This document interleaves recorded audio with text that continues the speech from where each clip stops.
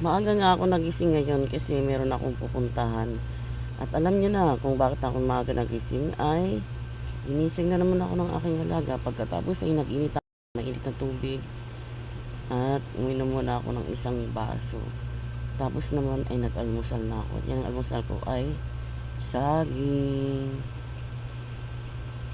Yan, kumakain na ako. Alam mo, nabili ko yung saging na yun ay mura lang. 70 pesos lang isang kilo at malalaki pa. So, yan muna ang aking inalmusal kasi tira yan nung gabi.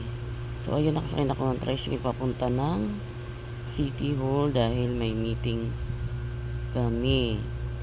Ayan, malapit lang naman, pwede naman lakarin, pero kinalangan ko lang sumakay dahil malilate na ako. So, dito na nga ako. Pagdating ko naman ay kunti pa rin lang ang tao. Kami-kami pa lang, kaya naghintay muna kami. So, after nga ng meeting, ay nagyaya naman itong mga bagets.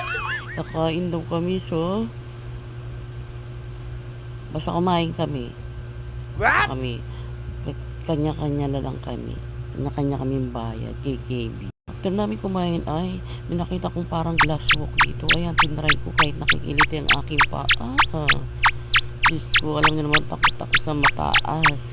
Pero after ko nga maglakad-lakad dyan ay ito na nga ang mga bagets. Kasama ko pa rin sila at sa puntong ito ay pauwi na kami. Nagkukwentuhan sila dahil may nakita daw silang apam dito. Sabi ko nga, dapat tinawag nyo para siyang manlibre sa atin.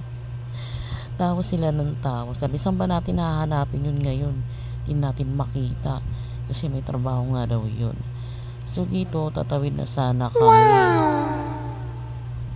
Ayan, palabas na kami. Kasi mainit.